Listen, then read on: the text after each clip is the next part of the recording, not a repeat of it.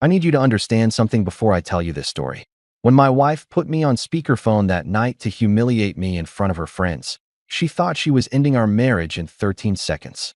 What she actually did was activate an exit strategy one had been building for 11 months.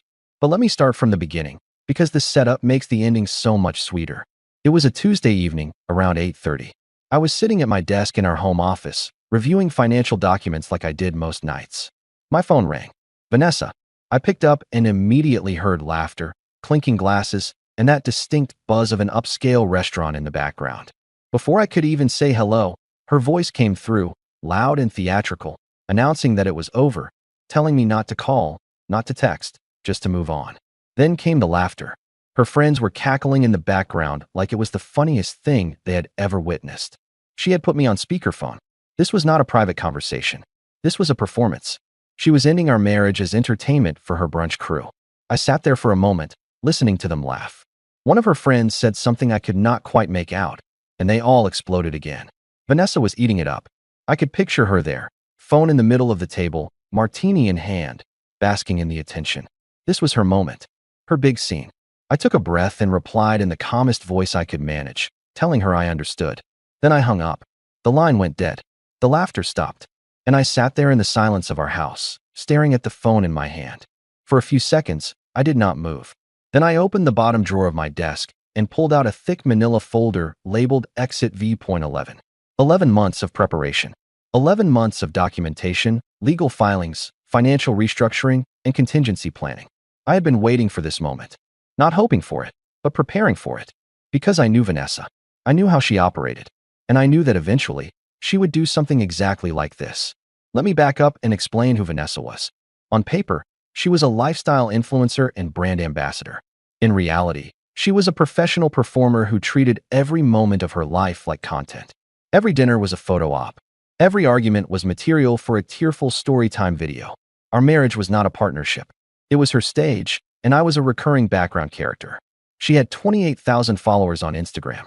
She did sponsored posts for skincare brands and boutique fitness studios. She went to events, smiled for cameras, and made everything look effortless. But behind the scenes, I was the one paying for it all. The house, the car, the wardrobe, the trips, the ring lights, the photographer friends she hired for content days.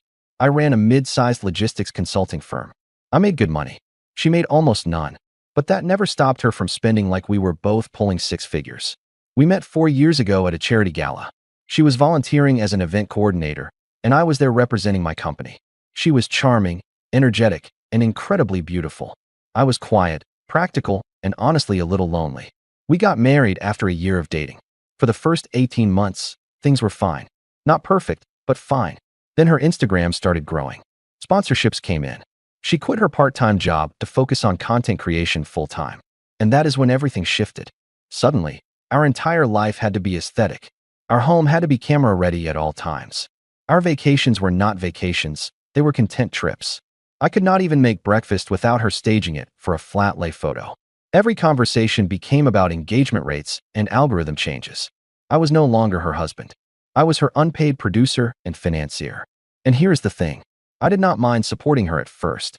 I thought we were building something together. But over time, I realized she was not building anything. She was performing, and I was funding the show.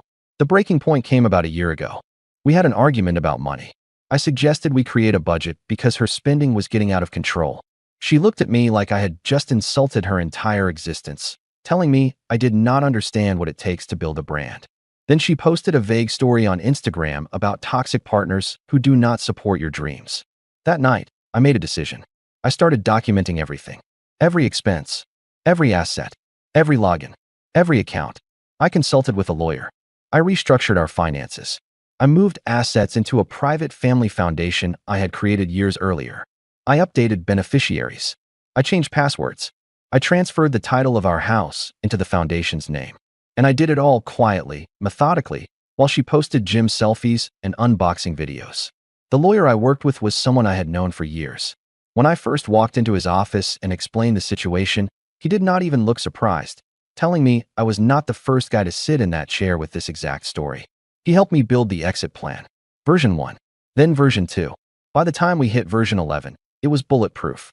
The foundation was something I had set up long before I ever suspected our marriage was in trouble.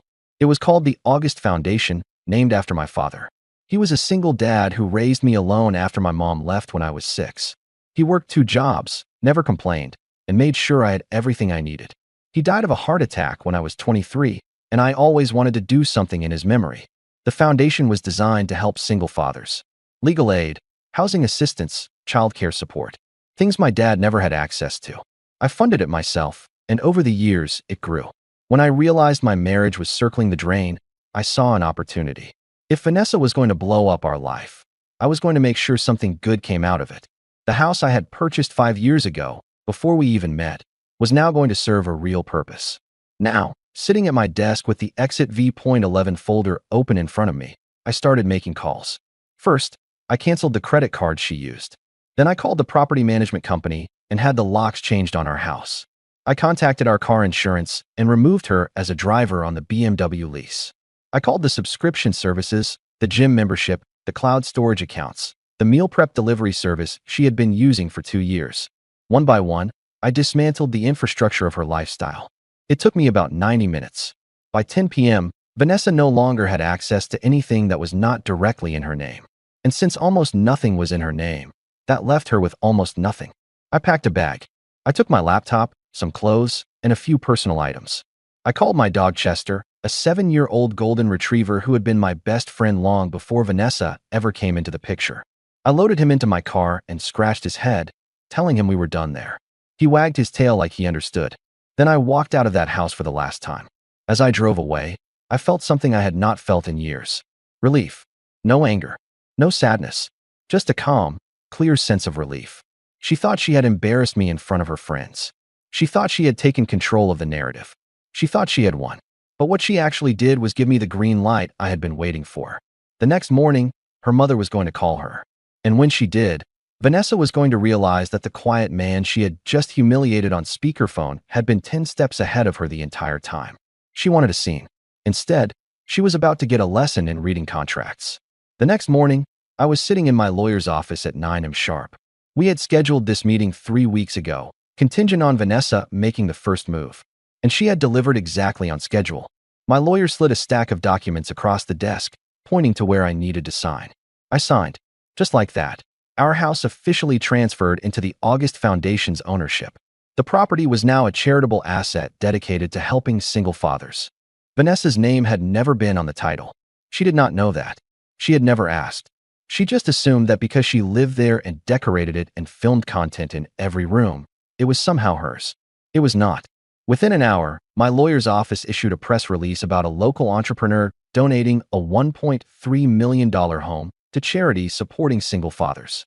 It went out to local news outlets, community blogs, and nonprofit networks. By noon, it was trending on local Twitter. By 2 p.m., 3 news stations had picked it up. The headline was perfect, calling it a man giving up his luxury home to help single dads in need. They ran photos of the house. They interviewed the foundation's director. They called me a quiet philanthropist. It was beautiful. Meanwhile, Vanessa was having a very different kind of morning. I know this because her mother called me at 10:15 screaming so loud I had to hold the phone away from my ear. But I am getting ahead of myself. Let me tell you what Vanessa's morning looked like, based on what I pieced together later. She woke up around 9, still riding high from the night before. She probably checked her phone, saw a few comments on her story, and felt like the main character. Then she went to grab coffee at her usual spot. She tried to pay with the credit card she always used. Declined. She tried another one. Declined. She probably laughed it off at first, thinking it was a fraud alert or a system glitch. Then she tried to check her bank account on her phone. Access denied. Password did not work. That is when the panic started. She rushed home. She tried to unlock the front door. Her key did not work. The locks had been changed overnight. She stood there on the porch, confused and furious, trying to call me. I did not answer. She called again. And again. I let every single call go to voicemail. Then her phone started blowing up with notifications. Friends were texting her. Her mom was calling. Her sister was sending screenshots. What screenshots? The press release. The news articles. The social media posts. Everyone in her circle had seen the headline about the house being donated to charity. And Vanessa's name was nowhere in the story. Her mom finally got through to her and absolutely lost it, screaming about what she had let me do to the house, asking if she was insane and if she had any idea what she just lost. Vanessa tried to explain that she broke up with me, that it was her decision, that she was in control. Her mom cut her off, yelling that she did not own that house, that she never did, that she had told her to read the paperwork when we got married. That was the moment Vanessa realized she had made a terrible mistake. She pulled up the news article on her phone and read it. Then she read it again. Then she started scrolling through the comments. People were calling me a hero. They were praising the foundation. And a few people, the ones who recognized her from Instagram, were starting to connect the dots. One comment questioned if that was the influencer girl's house. Another mentioned she had just posted a story about being single and thriving. Someone else replied about imagining dumping your husband and him donating your house to charity. That comment got 200 likes in an hour. Then someone screen recorded her speakerphone story from the night before and posted it side by side with the press release. The caption said she really thought she did something. It got 15,000 views in 3 hours. Vanessa's Instagram started getting flooded. People were posting the news article in her comments. They were tagging her in memes. One account made a video with her face photoshopped onto a crying emoji with text about trying to embarrass your husband, but him playing chess while you played checkers. It went viral. She started losing followers. Not a lot at first, but enough to notice. Then the brand started pulling back. But it got worse. Remember those voice messages she left me over the past year? The ones where she called me boring, useless, a wallet with no personality? I had saved all of them. I had backed them up. And I had shared them, anonymously, with a few key people in her professional circle. The charity board she volunteered with. The PR agency that repped her. The boutique fitness studio she partnered with. In one message, she had said that if I disappeared tomorrow, she would just be relieved, calling me a human ATM with zero charisma.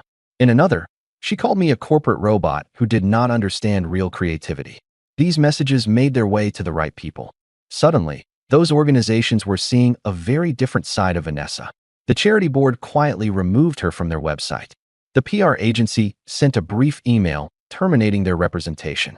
The fitness studio posted a statement about parting ways with brand partners who did not align with their values. She was being systematically erased from every professional connection she had built. She tried to fight back. She called a lawyer and demanded to know how I could just take the house. The lawyer explained what I already knew. The house had been titled in the foundation's name for 8 months. The prenup she signed before we got married, the one she never actually read because she was too busy planning her wedding content, clearly outlined that all premarital assets and any property acquired through my business would remain mine. She had signed away her claim to everything without even realizing it. The lawyer told her she had no case whatsoever. She could try to sue, but she would lose and rack up legal fees she could not afford. She hung up and threw her phone across the room. By the end of the day, Vanessa had no access to money, no access to the house, no car, no sponsorships, and a social media presence that was actively turning against her. Her friends from the restaurant, the ones who laughed so hard the night before, were suddenly not answering her calls. Because nobody wants to be associated with someone who just became a public embarrassment. She had wanted a scene. She had wanted attention. She had wanted to be the star of her own breakup story. And she got it, just not the way she imagined. The headline was not about an influencer dumping her boring husband and thriving. It was about a woman losing everything after humiliating her husband on speakerphone. And the internet absolutely loved it.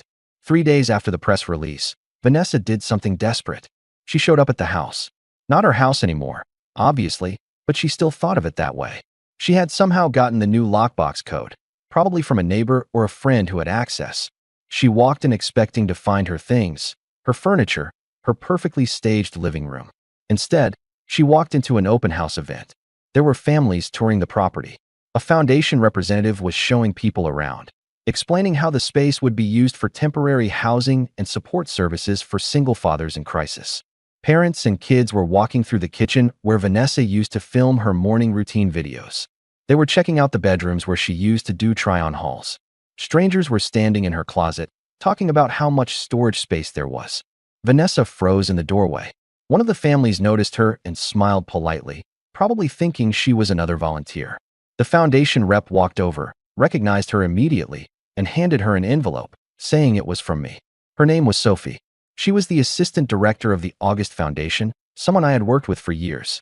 Sophie did not smile. She did not offer sympathy. She just handed over the envelope and walked away. Vanessa opened it right there in the foyer. Inside was a printed photo. It was a screenshot from her Instagram story. The one she posted the night she dumped me on speakerphone. The photo of her and her friends laughing, drinks raised, with the caption about finally being free. Underneath the photo, I had written a single sentence in black ink about always reading the room and the contract. Vanessa stared at it. Her hands were shaking.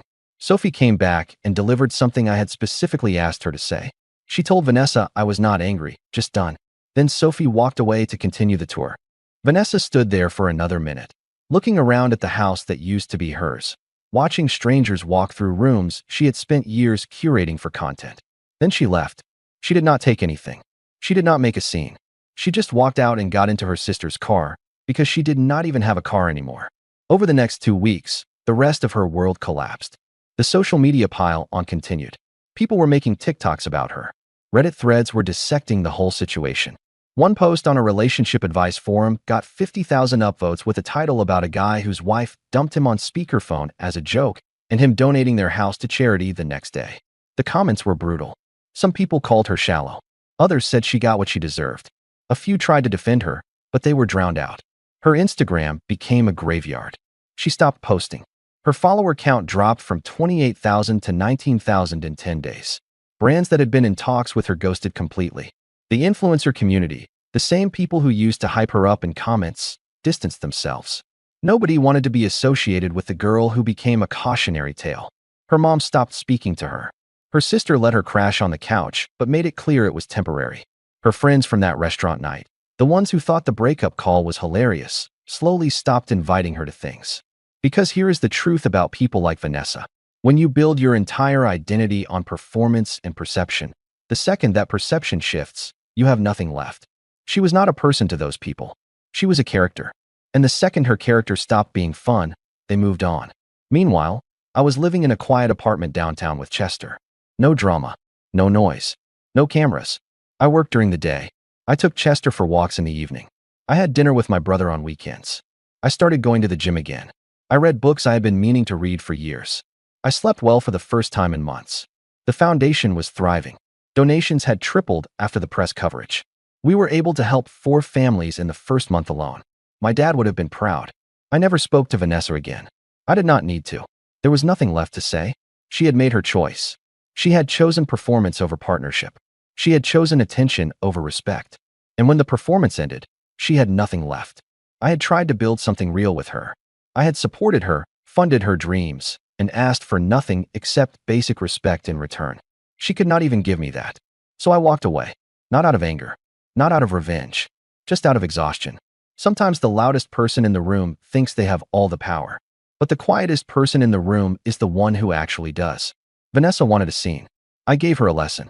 And in the end, the only person left standing was the one who had been quietly preparing the whole time.